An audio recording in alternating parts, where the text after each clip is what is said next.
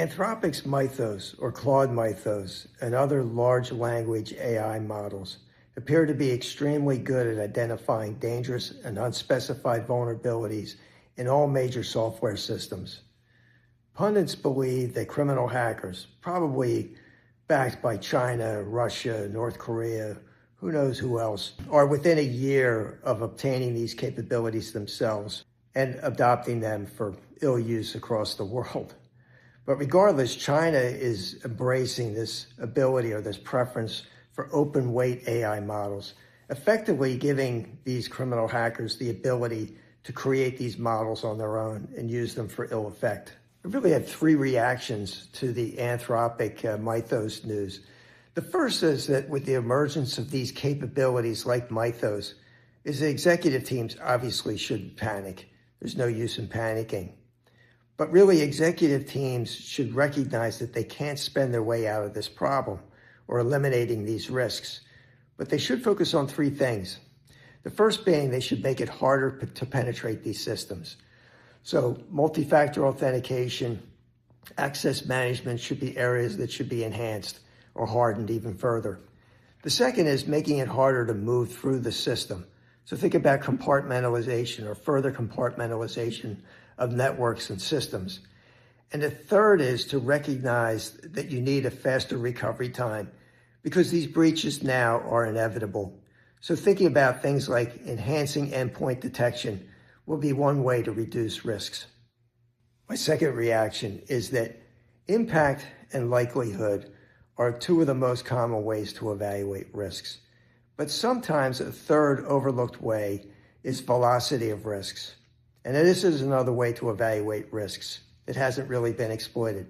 But no doubt, AI is accelerating the probability and the sophistication of cyber threats while compressing the response times. And how is this? Well, one is that it's enhancing phishing and social engineering capabilities. Second would be deepfake fraud.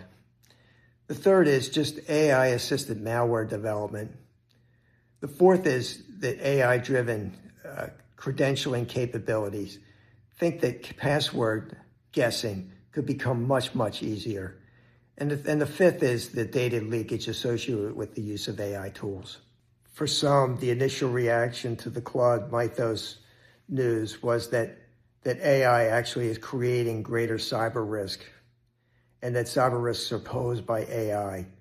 But one might actually argue the opposite, that Anthropic, that Mythos didn't actually create the vulnerabilities. In fact, they found them.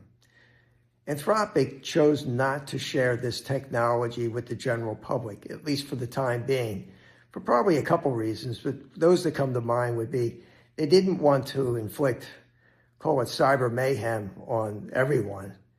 The second would be if they did, that they didn't want to invite any kind of legal risks to their management team and to their board.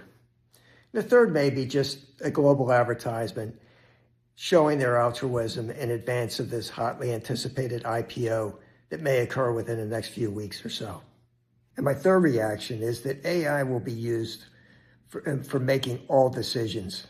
At a macro level, think of it as an economic and policy standpoint, geopolitical, local political, military planning, civic planning.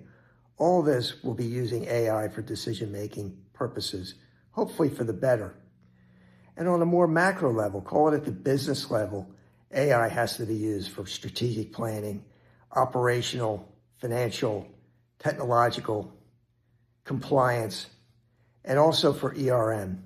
ERM must be using AI and agentic AI to help develop methodologies to help manage and reduce risks, as recently demonstrated with my friends at Actio Software and Guillermo Barbassa. I had the good fortune of recently participating in a webinar hosted by Actio Software, where Guillermo Barbassa had demonstrated the use of agentic AI in helping to manage ERM programs. To learn more about ERM, initiating ERM programs, enhancing programs, starting ERM programs, and how to incorporate AI-related risks into your ERM framework, check out ermexchange.com.